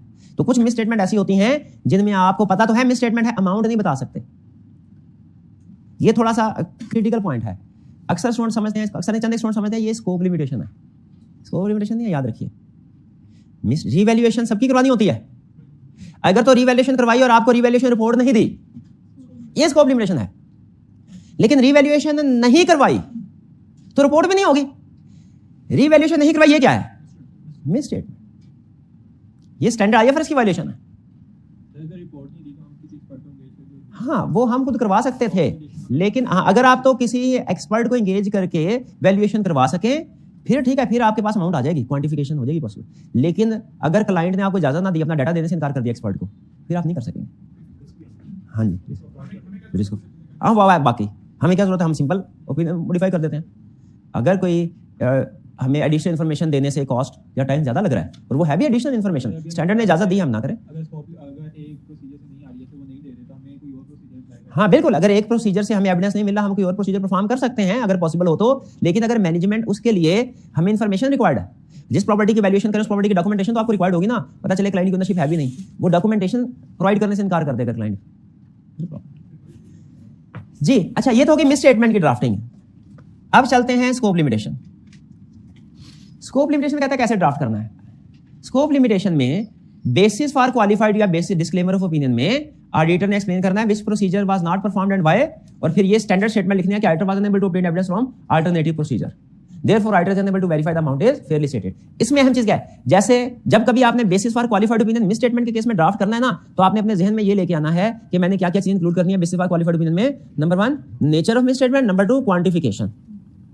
स्कोप लिमिटेशन केस में क्या बताना है, नेचर का इधर भी है कि कौन सा प्रोसीजर परफॉर्म नहीं किया और क्यों नहीं किया। स्कोप लिमिटेशन में यही है ना कि प्रोसीजर परफॉर्म ना कर सके और एविडेंस नहीं मिला। तो यहां पे दो चीज, मिस स्टेटमेंट के केस में दो चीजें क्या थी, नेचर, क्वांटिफिकेशन। स्कोप लिमिटेशन में दो चीजें क्या है, कौन सा परफॉर्म नहीं किया, क्यों नहीं किया। We were unable to physically verify inventory at this date because we were appointed after the year end. We were unable to send confirmation letter to debtors because management's accounting system contains some error and management prevented us from sending confirmation letter to debtors. दो चीजें, क्या process perform नहीं किया, क्यों नहीं किया। अच्छा, और अगर फर्ज करें, अभी आपसे पूछता हूं, आप बताएं, ये तो है एक जब स्कोप लिमिटेशन हो, अगर स्कोप लिमिटेशन मल्टीपल एरियाज में हो परवेसिव हो जाएगी। ऊपर डिस्क्लेमर ओपिनियन आएगा, नीचे बेसिस और डिस्क्लेमर ओपिनियन आएगा। तो बताइए कि ये वाला जो प्रोसीजर है, which procedure was not performed and why, ये वाली रिक्वायरमेंट एक सिचुएशन सिर्फ इन्वेंट्री के केस में देंगे या डेटर के केस में भी, दोनों के केस में। क्लियर, यानी इन शॉर्ट अगर मिस स्टेटमेंट मल्टीपल्स हैं तो सारी की सारी बताई जाएंगी, स्कोप लिमिटेशन मल्टीपल्स हैं तो बेसिस में सारी की सारी बताई जाएंगी। एग्रीड। चलिए यहां पे भी वर्डिंग देखिए, क्वालिफाइड ओपिनियन की वर्डिंग और बेसिस फॉर क्वालिफाइड ओपिनियन की वर्डिंग। क्वालिफाइड ओपिनियन की वर्डिंग सेम है, किसके साथ सेम है, जो पहले क्वालिफाइड ओपिनियन पढ़ा था, लेकिन बेसिस फॉर क्वालिफाइड ओपिनियन की वर्डिंग डिफरेंट है। क्यों? अगर आप मिस स्टेटमेंट के केस में क्वालिफाइड ओपिनियन और स्कोप लिमिटेशन के केस में क्वालिफाइड ओपिनियन को कंपेयर करें, कौन सी चीज मैच करेगी, क्वालिफाइड ओपिनियन, और कौन सी चीज डिफरेंट होगी, बेसिस फॉर क्वालिफाइड। यहां पे बेसिस फॉर क्वालिफाइड ओपिनियन में क्या क्या बताना है, कौन सा प्रोसीजर परफॉर्म नहीं किया, क्यों नहीं किया, और फिर नीचे स्टैंडर्ड लाइन कि इसकी वजह से फिर हम एविडेंस ऑब्टेन नहीं कर सका, हम वेरीफाई नहीं कर सकते। यहां पे देखें, कह रहा है we did not observe the counting of physical stock as of December 31, 2021। ये क्या बता रहा है, क्या प्रोसीजर परफॉर्म नहीं किया, because we were appointed after the year end. ये क्या बता रहा है, क्यों नहीं किया। आगे वो standardise line, we were unable to obtain sufficient appropriate evidence. ये बात समझ आई। अब अगर डिस्क्लेमर ऑफ ओपिनियन है, इसमें नोट करें, डिस्क्लेमर ऑफ ओपिनियन के अंदर उसका जो इंट्रोडक्टरी पैराग्राफ है ये चेंज किया। We were engaged to audit, पहले ये कहा करता था वी हैव ऑडिटेड, डिस्क्लेमर में कह रहा है we were engaged to audit. क्यों भला, क्योंकि कुछ मिला नहीं, एविडेंस नहीं मिला। ठीक है, और यहां पे देखें दो स्कोप लिमिटेशन, एक auditor is unable to physically count inventory और दूसरा auditor is unable to confirm counts receivable. तो मल्टीपल मिस स्टेटमेंट हो, स्कोप लिमिटेशन हो गई। जब मल्टीपल स्कोप लिमिटेशन हो जाए, अमाउंट्स नहीं दी हुई, तो उसका इफेक्ट क्या होता है, केस स्टडी के अंदर आपने परवेसिव, प्रैक्टिकली हमें अमाउंट्स पता होती हैं मिस स्टेटमेंट स्कोप लिमिटेशन की, लेकिन एग्जाम क्वेश्चन में आपको बताया। तो ये है हमारा pervasive scope limitation. Disclaimer of opinion, अब डिस्क्लेमर ऑफ ओपिनियन की वर्डिंग क्या होगी, because of the significance of matter described in basis for disclaimer of opinion section of our board we have not been able to obtain sufficient appropriate evidence to provide basis of opinion. Consequently, we do not express opinion on accompanying financial statements. क्या कह रहा है, हमें evidence मिल नहीं सका, हमने opinion express नहीं किया। स्टार्टिंग वर्ड फास्ट पे गौर करें, because of significance of matter described in basis for disclaimer of opinion. आप नोट कीजिए, जब कभी मॉडिफाइड ओपिनियन दे रहा है ना, तो मॉडिफाइड ओपिनियन के अंदर बेसिस फॉर मॉडिफाइड ओपिनियन को रेफर जरूर कर रहा है कि भाई मैं ये मॉडिफाइड ओपिनियन तो दे रहा हूं, लेकिन इसकी रीजन कहां मैंने लिखी हुई है, बेसिस फॉर मॉडिफाइड। अब यहां पे स्कोप लिमिटेशन दो रीजन की वजह से थी, किस किस वजह से, इन्वेंट्री और काउंट्स रिसीवेबल। जरा देखते हैं रूल क्या थे स्कोप लिमिटेशन वाले, प्रोसीजर कौन सा परफॉर्म किया है, कौन सा परफॉर्म नहीं कर सके ये बताना है, क्यों नहीं कर सके ये बताना है, ठीक है, क्योंकि ओपिनियन की वर्डिंग तो स्टैंडर्डाइज है, बेसिस की वर्डिंग हमने ड्राफ्ट करना सीखनी है सब। देखिए रिक्वायरमेंट पूरी हो रही है कि नहीं। We were unable to obtain sufficient appropriate guidance about carrying amount of ABC's inventory as at December 31st because we did not observe the accounting of the physical stock as at December 31st since that date was prior to appointment as auditor of company।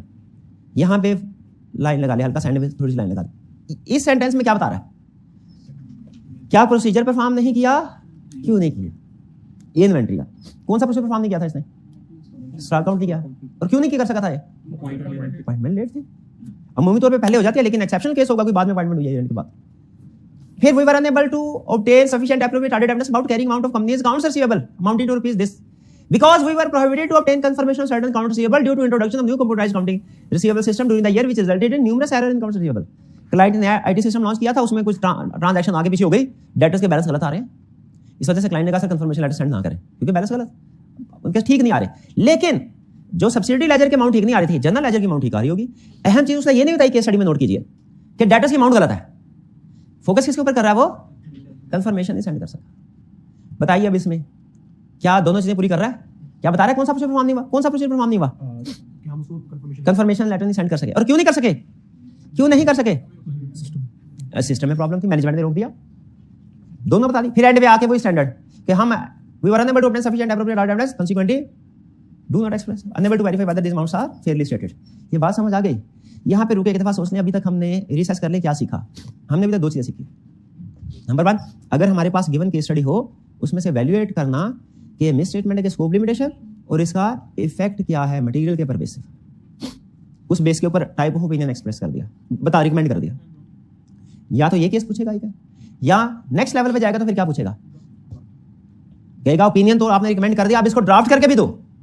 Draft करने में दो paragraph बड़े हैं जो हमने draft करने हैं, opinion paragraph, basis opinion paragraph. Opinion paragraph कितनी तरह के होते हैं ये समझ आ गई आपको, और बेसिस ओपिनियन पैराग्राफ की ड्राफ्टिंग कैसे करनी है ये डिपेंड करता है मिस स्टेटमेंट है कि स्कोप लिमिटेशन है। मिस स्टेटमेंट है तो फोकस करता है दो चीजें सबसे अहम, नेचर और क्वांटिफिकेशन, और अगर स्कोप लिमिटेशन है तो कौन सा प्रोसीजर परफॉर्म नहीं किया, क्यों नहीं किया, वर्डिंग डिफरेंट होगी। अब अगर मैं आपसे कहूं ना कि एडवर्स ओपिनियन, सिर्फ ओपिनियन, एडवर्स ओपिनियन ड्राफ्ट करें, क्लास में हर स्टूडेंट की वर्डिंग सेम होनी चाहिए, ये जरूरी है। लेकिन अगर मैं आपसे कहूं basis for adverse opinion draft करें, हर एक की वर्डिंग डिफरेंट हो सकती है, स्टैंडर्ड इजाजत दी है, क्योंकि ये केस टू केस वेरी करता है, इनके एग्जांपल कुछ हो रहा है, इनके एग्जांपल कुछ हो रहा है। इवन सेम एग्जांपल भी हो ना, हो सकता है ये इनका क्लाइंट में क्वांटिफिकेशन पॉसिबल हो, इनके क्लाइंट में क्वांटिफिकेशन पॉसिबल ना हो, तो वो चेंज होगी। याद रखें, मॉडिफाइड ओपिनियन की वर्डिंग स्टैंडर्डाइज और बेसिस फॉर मॉडिफाइड ओपिनियन की वर्डिंग स्टैंडर्डाइज नहीं है, लेकिन रूल्स को फॉलो करना, रूल्स में उसने क्या लिखा।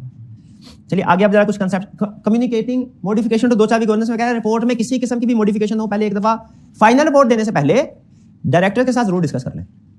मैनेजमेंट हमारी जो डिस्कशन होती है ना, वो मैनेजमेंट के साथ जो भी हमारा रूटीन की इंटरेक्शन होती है, मैनेजमेंट सीएफओ सीईओ के साथ, अगर सीएफओ सीईओ कोई चीज हमारी मानने से इनकार कर देते हैं, कोई मसला होता है, तो स्टैंडर्ड यहाँ पे कह रहा है कि डायरेक्ट रिपोर्ट देने के बजाय पहले दरमियान में एक काम जरूर करना है, क्या, कम्युनिकेट करना है दो चाबी गवर्नेंस को, दो चाबी गवर्नेंस को डायरेक्टर्स को कहता है, ठीक है। अच्छा, कुछ अब छोटे छोटे कंसेप्ट्स हैं, छोटे छोटे नहीं टेक्निकल हैं, और ये आपके लिए प्रोबेबली नहीं होंगे। टाइप ऑफ ओपिनियन, अब इशू है मल्टीपल इश्यूज एक ही रिपोर्ट के अंदर होना। प्रैक्टिकली क्या था, अभी तक हमने जो एग्जांपल पढ़ी है ना, वो ये एक केस में या तो सिर्फ मिस स्टेटमेंट होगी या सिर्फ स्कोप लिमिटेशन होगी। अब हम पढ़ने जा रहे हैं एक ही ऑडिट, प्रैक्टिकली ऐसे होता है, ये प्रैक्टिकल है, एक ही ऑडिट में मिस स्टेटमेंट भी होती है, स्कोप लिमिटेशन। ऑडिट किया आपने, मिस स्टेटमेंट निकली इफेक्टिव मटेरियल, स्कोप लिमिटेशन निकला इफेक्टिव मटेरियल, कौन सा ओपिनियन देंगे, अनमोडिफाइड, शाबाश। मिस स्टेटमेंट निकली उसका इफेक्ट मटेरियल, स्कोप लिमिटेशन उसका इफेक्ट मटेरियल, कौन सा ओपिनियन देंगे, क्वालिफाइड। तो बेसिस फॉर क्वालिफाइड ओपिनियन में किसको एक्सप्लेन करेंगे, मिस स्टेटमेंट को, स्कोप लिमिटेशन को, दोनों को, करेक्ट। मिस स्टेटमेंट है उसका इफेक्ट मटेरियल है, स्कोप लिमिटेशन का इफेक्ट परवेसिव है। क्या दो ओपिनियन देंगे, नहीं नहीं नहीं, एक, कौन सा, बड़े वाला कौन सा है, डिस्क्लेमर। क्वालिफाइड ओपिनियन नहीं देना, डिस्क्लेमर। और basis for disclaimer of opinion में किसको एक्सप्लेन करना है, दोनों को। अच्छा, पहले किसको एक्सप्लेन करेंगे वाला, बड़े वाले को, हाँ, छोटा हमेशा बाद में, बारी बात है, समझ सकते हैं। अच्छा, इसके रीजन सुन लें क्यों। स्टैंडर्ड ये कहता है, हालांकि डिस्क्लेमर ओपिनियन दे दिया, बात उधर ही खत्म हो गई, फिर मिस स्टेटमेंट को क्यों हम एक्सप्लेन करें। स्टैंडर्ड कहता है आपका ऑडिट के दौरान में कोई भी ऐसी इंफॉर्मेशन मिल जाए ना जो यूजर के लिए अहम हो, तो मैक्सिमम आप इंफॉर्मेशन उसको दे दें। हालांकि डिस्क्लेमर ऑफ ओपिनियन आ गया, स्कोप लिमिटेशन परवेसिव आ गया, यूजर ने उधर ही भाग जाना है, वो नहीं आएगा कंपनी के इन्वेस्टमेंट के लिए नहीं आएगा। लेकिन स्टैंडर्ड कहता है अगर मजीद इंफॉर्मेशन आपको पता चल गई है तो वो भी बता दीजिए।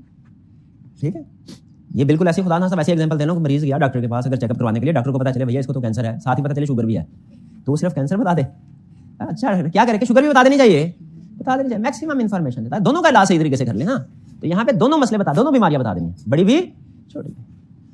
मिस स्टेटमेंट है इफेक्ट परवेसिव है, स्कोप लिमिटेशन इफेक्ट मटेरियल, कौन सा ओपिनियन, दोनों आएंगे क्या, दोनों एक रिपोर्ट में दो ओपिनियन आ सकते हैं, लेकिन इस केस में नहीं आएंगे।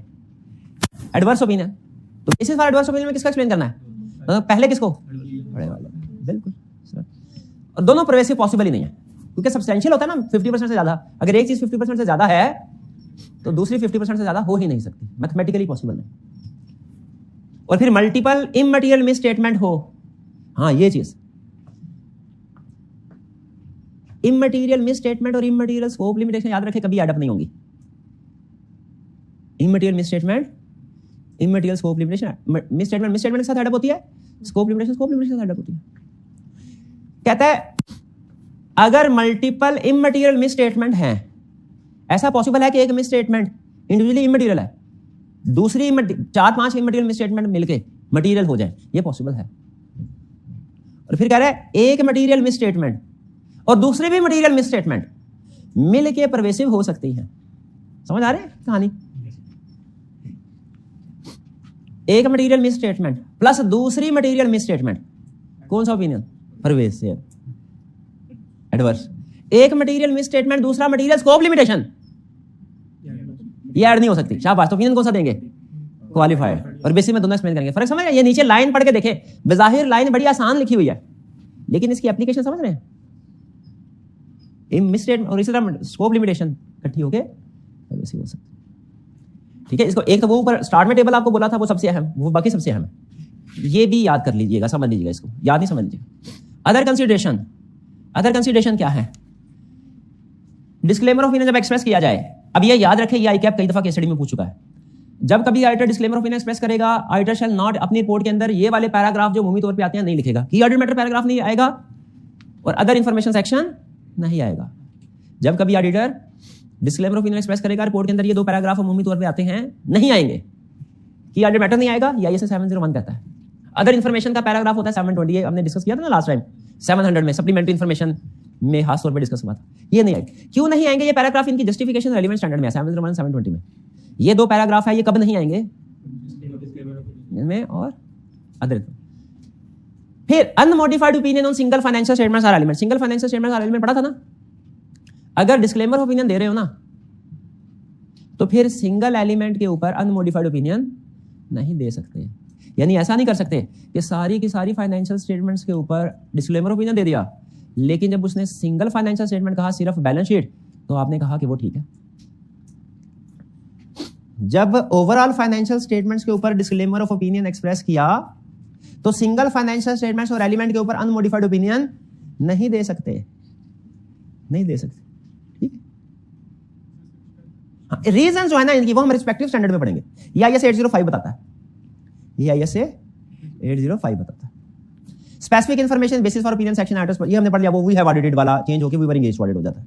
तो जब डिस्क्लेमर ओपिनियन देना है हमने, की ऑडिट मैटर सेक्शन नहीं आएगा, अदर इन्फॉर्मेशन सेक्शन नहीं आएगा, सिंगल फाइनेंशियल स्टेटमेंट्स एलिमेंट के ऊपर अनमोडिफाइड ओपिनियन नहीं आएगा। ये आपने याद कर लेने हैं, ये केस स्टडी में यूज होंगे। Can auditor express to opinions in one report,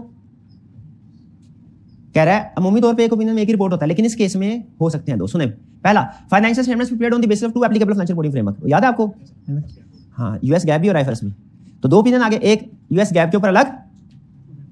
अच्छा, ये ध्यान में रखिएगा, ओपिनियन दो होते हैं, इनको प्रेजेंट करने के लिए ऑप्शन है, चाहे एक ही पैराग्राफ में दोनों ओपिनियन साइमल्टेनियसली लिख दें, चाहे ओपिनियन पैराग्राफ नंबर 1 अलग कर दें, ओपिनियन पैराग्राफ नंबर 2 अलग कर दें। क्लियर, ये बात ये ध्यान में रखिएगा, ये स्टैंडर्ड में मैंने आपको ये लिंक करवाना है, ये ISA 710 में। क्या एक रिपोर्ट में दो ओपिनियन आ सकते हैं, आ सकते हैं। इनको प्रेजेंट करने के लिए आपके पास दो ऑप्शन है। नंबर 1, एक ही पैराग्राफ के अंदर लिखो हम IFRS के ऊपर ओपिनियन अनमोडिफाइड है, लेकिन गैप के ऊपर ओपिनियन क्वालिफाइड है। फर्ज करें मिसाल दे रहा हूं, ये भी ठीक है। या opinion on financial statement as per IFRS, ये अलग पैराग्राफ दे दे, opinion on financial statement as per GAAP अलग पैराग्राफ दे दे, इसकी भी इजाजत है। तो ऑडिटर दो ओपिनियन एक्सप्रेस कर सकता है, हाँ बिल्कुल, जब दो फ्रेमवर्क। दूसरा, auditor also engaged to express opinion single financial statement element in the same report. अब ये वाली एग्जांपल भी ये वाली है, उससे रिलेटेड है। अगर ऑडिटर से बात ऑडिटर को कहा जाता है ऑडिटर भैया पूरी फाइनेंशियल स्टेटमेंट्स के ऊपर ओपिनियन एक्सप्रेस कर रहे हो ना, बाद में सिर्फ रॉयल्टी के ऊपर भी ओपिनियन एक्सप्रेस कर दो, क्योंकि हमारा एक खास शेयर होल्डर है वो कह रहा है मुझे सिर्फ रॉयल्टी से करना। तो अब हमने दो ओपिनियन देने, एक complete set of financial statement के ऊपर और एक सिंगल एलिमेंट के ऊपर।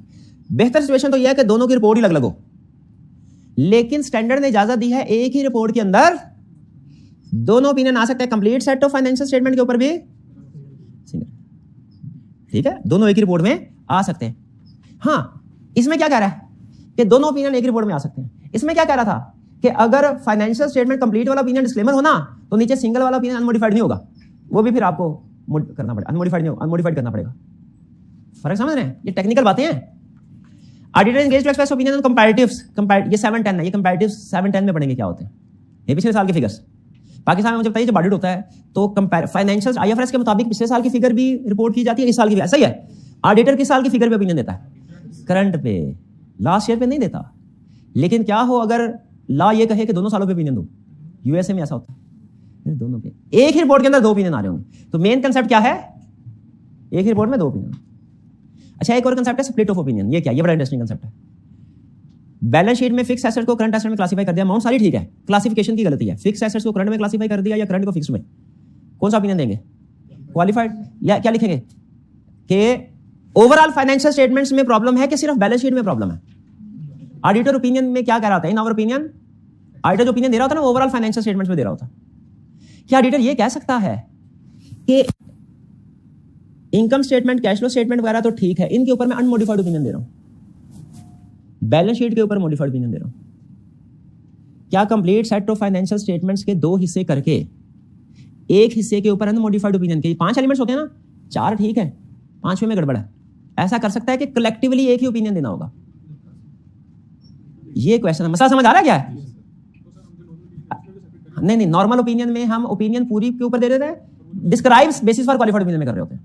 ओपिनियन एक ही होता है, या तो सारी की सारी फाइनेंशियल स्टेटमेंट सही होंगी, मैं ओवरऑल ओपिनियन, इसको परवेसिव के साथ मिक्स नहीं करना। हाँ, एक्सेप्ट फॉर द मैटर, बाकी सारा कुछ ठीक है, बिल्कुल हम ये उसको बता, ये हम सारी फाइनेंशियल स्टेटमेंट के बारे में बता, ये क्वालिफाइड ओपिनियन है। सारी फाइनेंशियल स्टेटमेंट्स का क्वालिफाइड ओपिनियन ये हम देते हैं। सवाल मेरा ये है कि जब मसला क्वालिफाइड ओपिनियन सिर्फ बैलेंस शीट की वजह से आ रहा है, तो हम क्यों ना अपनी फाइनेंशियल स्टेटमेंट्स के 2 हिस्से कर दें, उसको एक यूनिट के तौर पे प्रेजेंट ना करें, उसके 2 हिस्से करके 4 अलग कर दें, एक अलग कर दें, बजाय ये कहने के कि सारी फाइनेंशियल स्टेटमेंट्स में गड़बड़ है, ये वाली गड़बड़ है, ओवरऑल फाइनेंशियल स्टेटमेंट। हम कहें जी 4 चीजें बिल्कुल ठीक है, एक गलत है। क्लियर? इसको अजीब सी मिसाल है, कंसेप्ट शायद समझ आ जाए। एक बंदा इधर बैठा हुआ है, सारा उसका पूरा सारा सर धड़ पेट सब कुछ है, उसके बाजू में मसला है कोई, ठीक है, तो मैं कहूं ये बीमार है। क्यों बीमार है? इसके बाजू में गड़बड़ है। एक तरीका तो यह है, मैं कहूं ये बंदा बिल्कुल ठीक है, बाजू इसका खराब है, ये बंदा बीमार है। क्यों बीमार है? बाजू इसका खराब, एक ये। दूसरा ये है कंप्लीट ओपिनियन देना। दूसरा जगह क्या है, मैं उसका बाजू अलग कर दूं, मैं कहूं अब ये बंदा ठीक है, ये बाजू खराब है। समझ रहे हैं? ये है स्प्लिट ऑफ ओपिनियन। हम अमूमी तौर पे ओवरऑल फाइनेंशियल स्टेटमेंट्स ओपिनियन दे रहे होते हैं, यानी फाइनेंशियल स्टेटमेंट में किसी एक जगह भी गलती होगी ना, हम कहते हैं फाइनेंशियल स्टेटमेंट्स में गड़बड़ है इस एरिया में। लेकिन स्प्लिट ऑफ ओपिनियन में हम 4 हिस्से अलग कर रहे हैं, एक हिस्सा अलग कर रहे हैं। 4 हिस्सों के बारे में 2 ओपिनियन दे रहे हैं, एक नहीं दे रहे, 2 ओपिनियन दे रहे हैं। एक अनमोडिफाइड ओपिनियन बाकी सारी चीजों पे, और एक क्वालिफाइड ओपिनियन किस पे?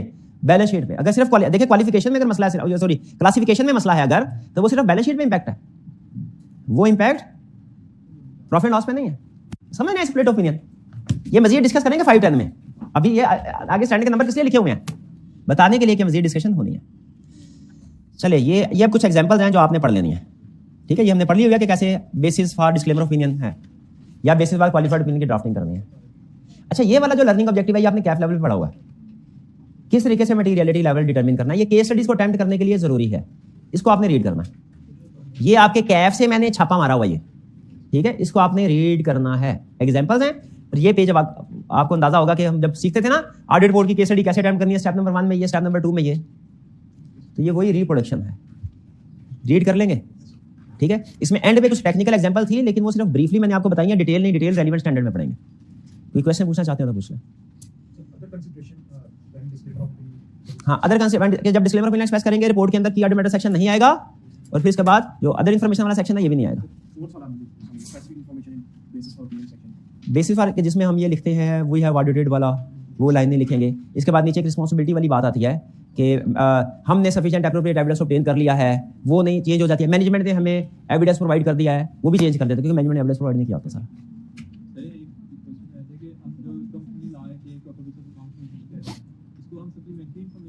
नहीं, ये जो books of accounts required by law है ना, ये सप्लीमेंट्री इन्फॉर्मेशन नहीं है, ये सप्लीमेंट्री, ये लीगल रिक्वायरमेंट्स है, ये अलग से एड्रेस होती हैं। आईएसए कहते हैं आईएफ के इसका अलग से सेक्शन आपने बनाना रिपोर्ट के अंदर। हाँ, ओपिनियन क्वालिफाई कौन सा करेंगे, वो लीगल रिक्वायरमेंट वाला, प्रॉपर बुक्स वाला। मेन ओपिनियन फाइनेंशियल स्टेटमेंट्स वाला नहीं, वो अगर स्कोप लिमिटेशन होगी होगा, वरना नहीं होगा। हाँ, बेसिस फॉर क्वालिफाइड ओपिनियन अगर मिस स्टेटमेंट की वजह से आया तो उसमें पॉसिबल का वर्ड नहीं आता।